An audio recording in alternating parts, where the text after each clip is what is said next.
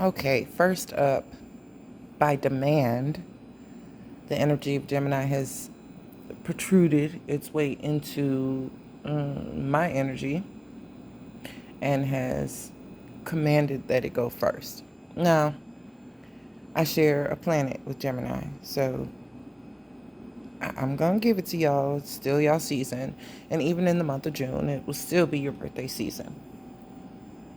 A good friend of mine has a significant birthday on the 16th. And yeah, so Gemini, let's go. Your numerology cards for the month of June is 27, spiritual partnership, and 71, health. Now, this is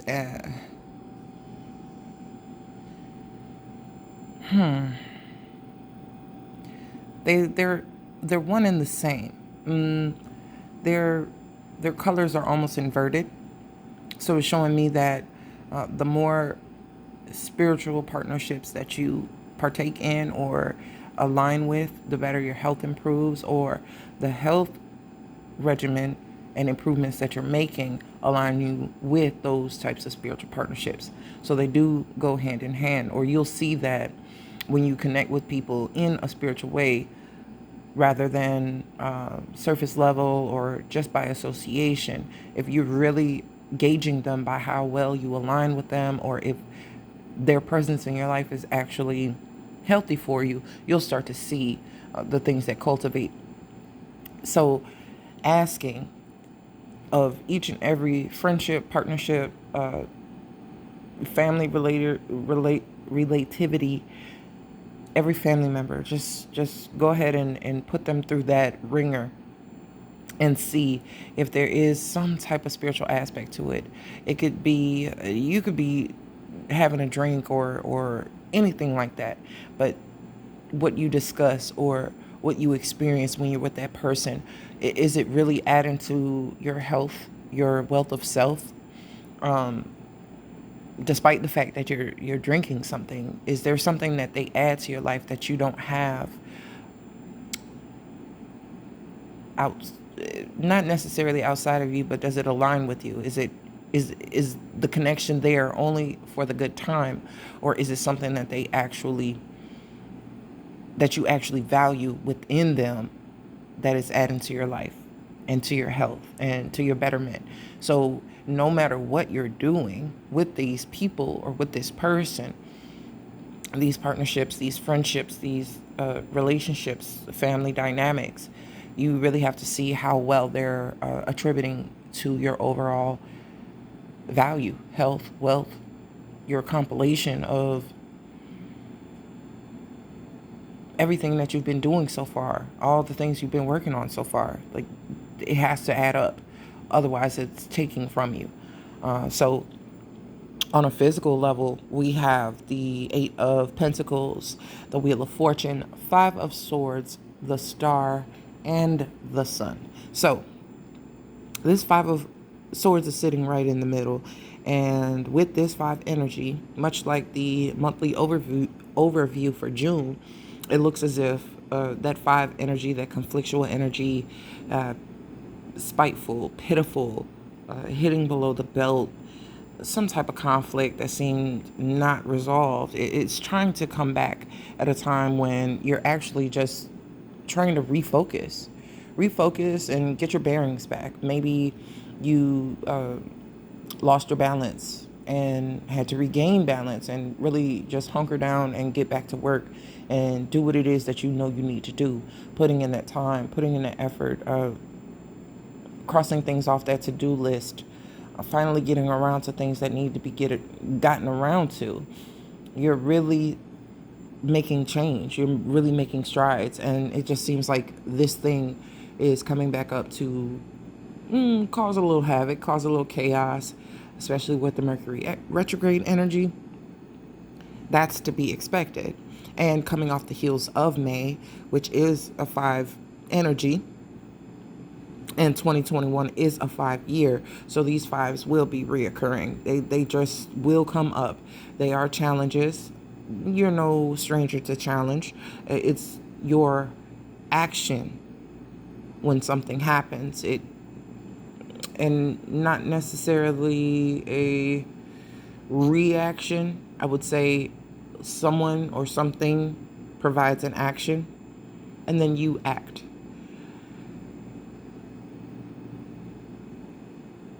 I really feel that the mental energy, if it is a battle of wits, I don't think you'll have to prove yourself in that way because your work speaks for itself. What I feel is that there will be things coming in on your behalf because of the spiritual partnerships that you have around you. You'll be able to utilize some of the energies and information that you've picked up from those conversations, those interactions, the temperament of those other people, kind of using their strength with you, even if you are alone in a situation handling it by yourself. I do feel that you're not the only one who has dealt with conflict like this. So those connections that you have made that are pretty generous and pretty positive and that actually do benefit you to be around, I do feel that you'll be able to use those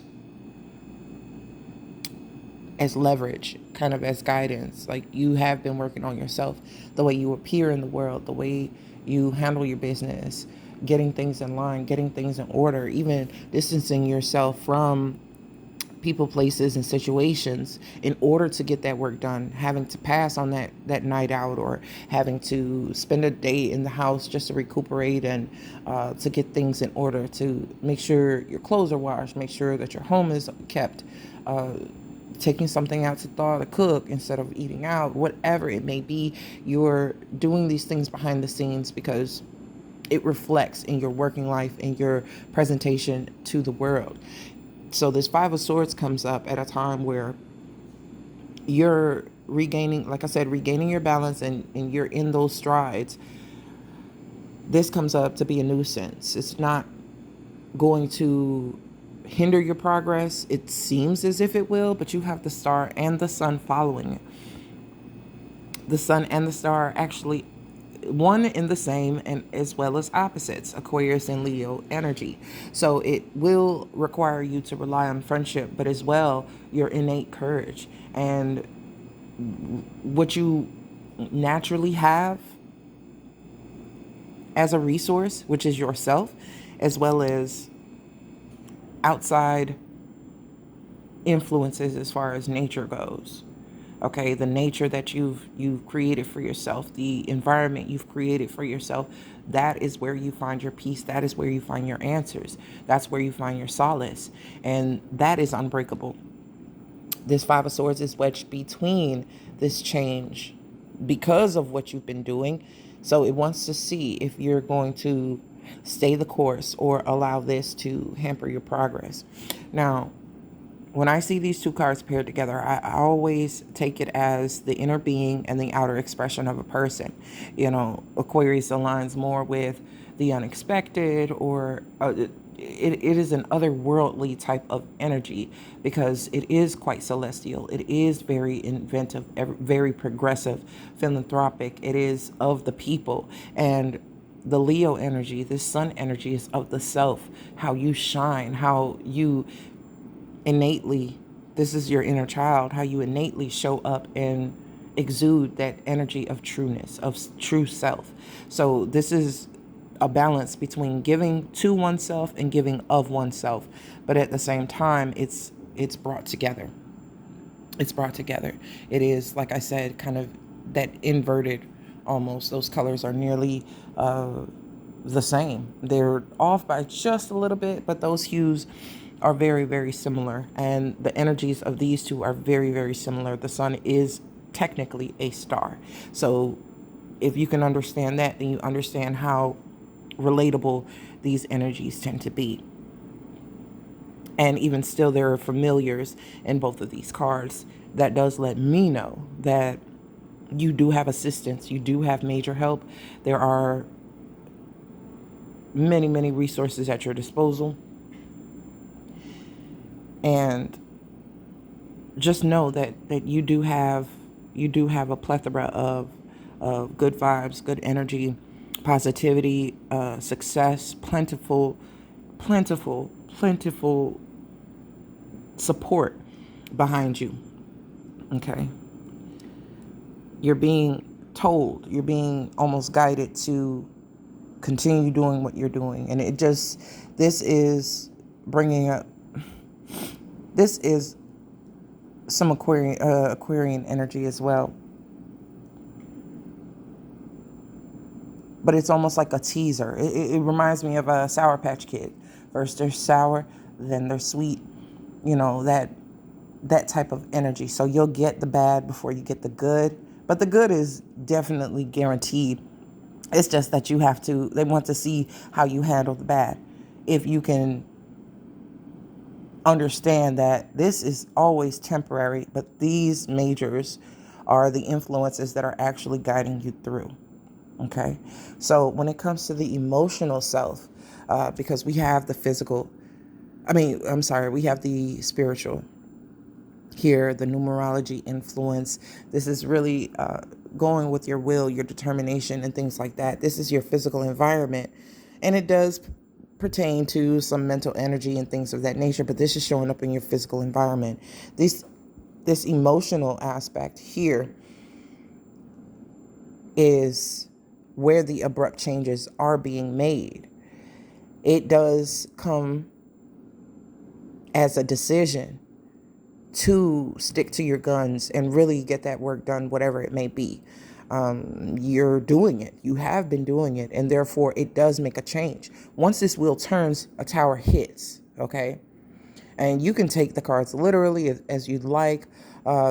This could be a renewed sense of meaning as far as the people that are in the card, understanding what two people were actually here to do. Maybe they were only here to create a child, and that was the end of their contract.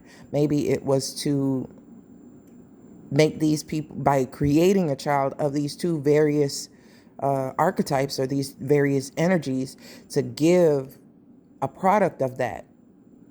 So when say that they have hatred towards each other because they just have two different natures and they're not in full understanding of what the purpose was. The child itself is a reflection of the nature of both of them. And it's, if you can love your child, even though they have a part of the nature of a person that you're not necessarily fond of, then you can find it in yourself to accept that person because you accept your child. If that applies to you, that's the way that I'm seeing this here. Not everybody has children. It could be a familiar. It could be an animal. It could be something else that you care for. It could be a niece. It could be a nephew. It could be a cousin. It could be a friend's child, but you and that friend aren't speaking anymore. But you love that child and you want to be around them and you want to show them love. But it's difficult because that other person that you no longer seeing eye to eye with is still a part of their life. It is asking you to reevaluate that. You don't necessarily have to lose out on a connection or the chance of renewing something and reconciling differences. Reconciling differences doesn't mean getting back together. Divorced people reconcile differences and go about their business. It's just amicable, okay? But this would still, this product of what these two have done is bridging the gap in order for two people to see eye to eye. That's it. Or to agree to disagree. But it's, if hatred exists for another person and you have a mutual product, that product will be affected by that hatred or that disdain. So here we have the Tower card, and it's showing that as this person moves on, this person is enraged. Quite literally, I'm just looking at the pictures, and it's like, okay, we agreed to disagree, and now it's time to move on. If someone didn't let something go, they actually did not. This could be you in this situation, moving on. It could be you on the outside looking in. It could be you, in any one of these positions, right? So there's still interference outside of you. And I see that coming in here with that 5 of Swords. He's pointing. He's pointing. Like, almost like, what are you doing? Like, it's like reconciliation, agreeing to disagree, but then at the same time not allowing an actual end to happen. The World card is not here. The Tower is. So the Wheel of Fortune, and the Wheel of Fortune, it really does call for the World card to come in. That would be the complete culmination of the situation.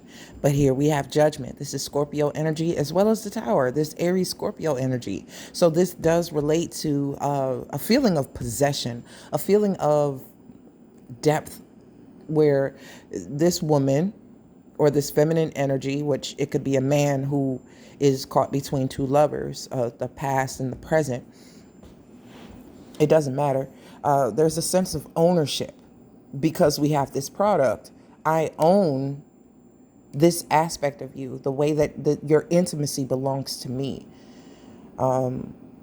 Almost. It's giving me Taurus, Scorpio vibes, where the depth of passion, the depth of intimacy, the depth of emotion and love, and things that had previously been shared prior to the disgruntled energy that brought them to Judgment. It feels like a possession of that person. It's like, because of a reconciliation, they almost feel entitled to it, to other people's things, that Scorpio energy, other people's property, other people's finances. So here we have the Fool card that comes beneath this.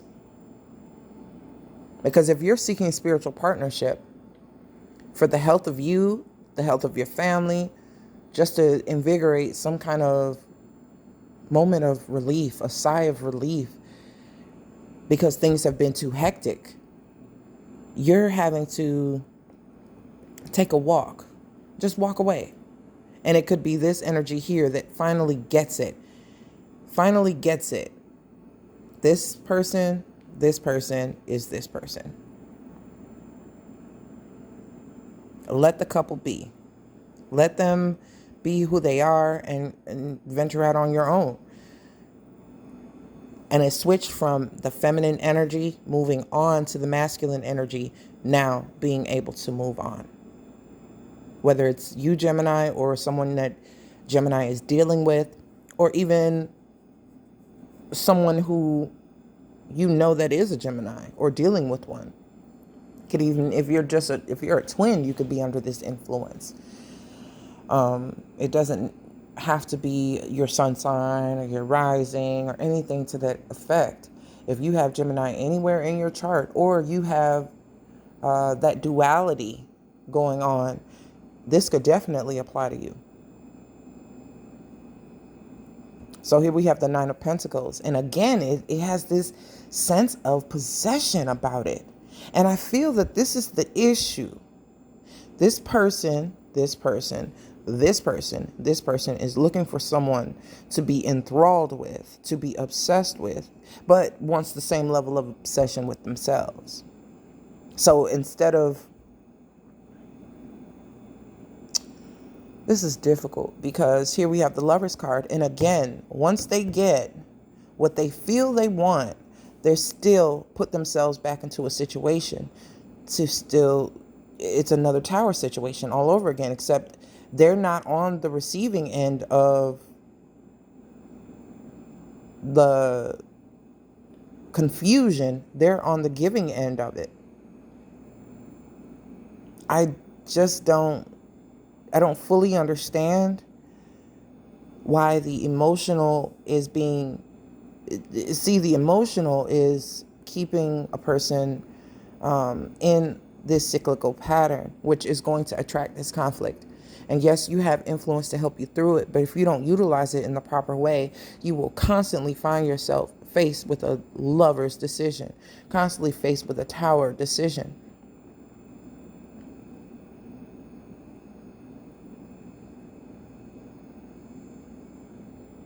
Like taking someone in, someone similar to someone you've already dealt with, that you seemingly lost, You get into the situation. I'm talking to the male energied Gemini people, or the people relating to this aspect. It's not, I'm saying masculine energy because of the male depiction, but a woman has very masculine energy, especially if she's a Gemini. So take it how you will. I know many Gemini women, and a lot of them, unless they have a Cancer moon or some soft placement in that moon sign or rising sign, they're going to come off as a masculine energy because air is masculine and it is mental. So it's not taking emotions into account, but it's taking the same steps. It does give a sense of devotion, but it gives a sense of obsession. I take a lock of your hair, now you belong to me. I let that go, but I'm going to find another situation to be in where now I don't feel like I'm the one left out because I have more than one. I have this one devoted to me, so I'm going to get another one who has a different nature than the one that I'm choosing, that is much like the one that I lost, but play her because I couldn't play her. I'm going to play this next one. I like the reserved. I like the quiet. I like the one who does all the right things, says all the right things, conservative, keeps to herself. That's what I want. I want somebody who stays their ass at home. I want somebody who takes care of X, Y, and Z. I want somebody who's responsible and all of that. Nine of Pentacles. I want somebody who's who's sufficient, self-sufficient, can take care of everything and themselves. But I also want someone who is dependent and someone who comes to me for everything and someone who may not be as responsible or may be a little more careless. I need the balance of having both because at one point I was the careless one and that caused this person to move on. So you're picking up the energy of the past and you're still attracting that, and you're attracting pretty much what you had in the past from the person you used to be with and the person you're going towards. So you're attracting both the negative and the positive aspects of yourself, because you'll be good to this one and then you'll fuck over this one because it reminds you of someone else that fucked over you. Oh, seemingly fucked you over. They were the antagonist in your story, but you were the antagonist in theirs. On another note, because I had to tear into some of the Geminis that I see coming up here.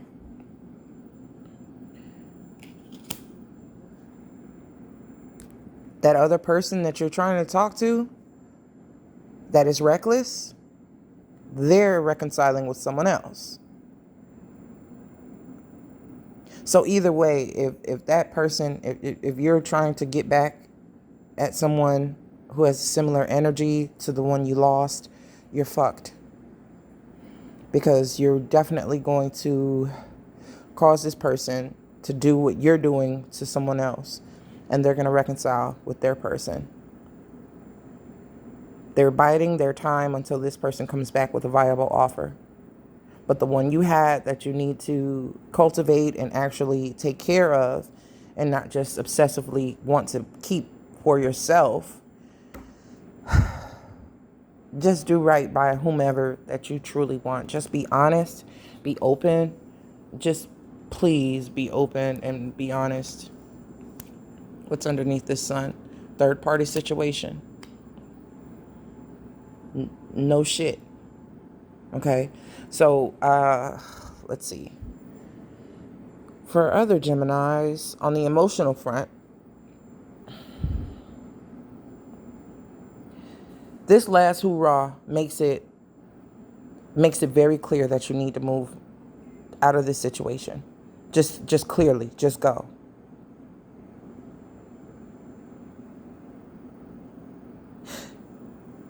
And what you may be moving towards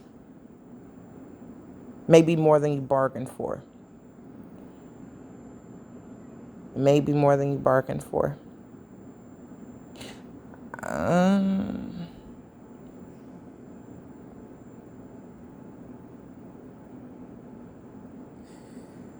It's almost as if you have a choice. You're trying to make a choice between love or money.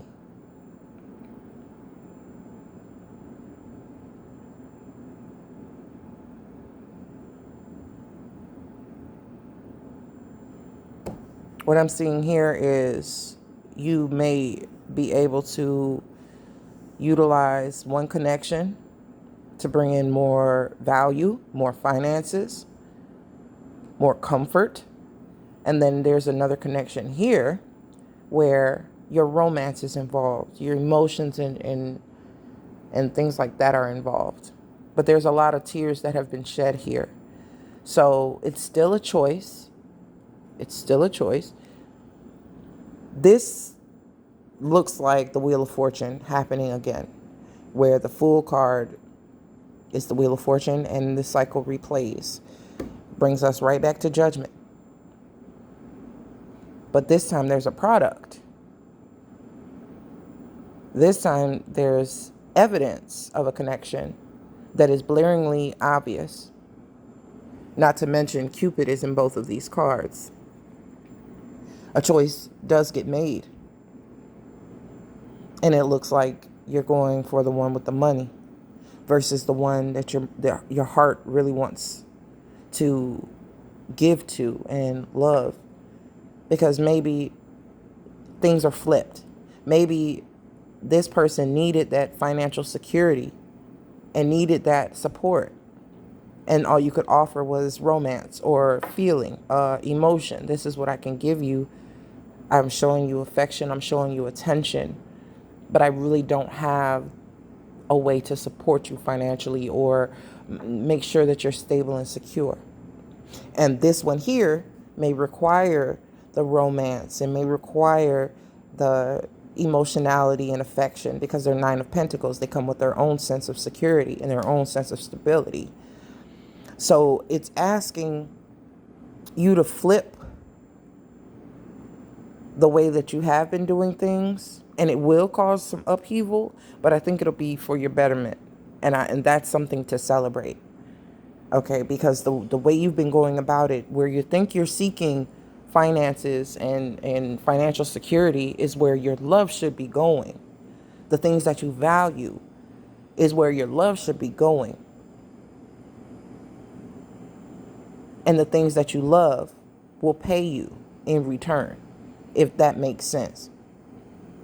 So a person being caught between two lovers is just a representation emotionally of you being caught between your own nature, feeling that you can only have one thing, like why you can't have both in one package. You can have love and money, but you have to love what you do and do it what you love. That creates a change. You're constantly reminded that you do have these two natures about yourself. But if only you could agree to disagree, reconcile that energy within yourself, you wouldn't feel this tower inwardly. If you're not even dealing with another person, you still have this dual nature about you that is completely at odds. Of course you want somebody to love and to be on you and to be up under, but to feel safe doing it. But at the same time, the money and the property and the power, the respect, that's another aspect of you that you also desire. And you feel like you're always losing something, putting one over the other. Putting one over the other. It's like either way, you're in a position where you end up feeling like you're losing and you're back at square one or ground zero. The sun and the star are telling you that you don't have to choose your outward self versus your inner child, that your inner child is very much a part of everything that you're doing as an adult, as a person, as a being. It is driving you in a way that you may not fully understand or may not fully give credence to, but I'm telling you that you don't have to choose love or money. When you do what you love, the money comes. When you value what you're doing, you love it. And that goes for relationships as well. That goes for people as well. And the more you start to align those two dual natures of yourself, you won't be so separate from yourself. You won't be so separate from what you truly desire and what you really want, because these two women are actually one. It's the spicy and the mild, the conservative and the risque. You have to be able to combine those energies within yourself in order to see that they're one and the same. These are not two separate women. If you really understand, they may show up in representations of being two different people because you're still split, twin.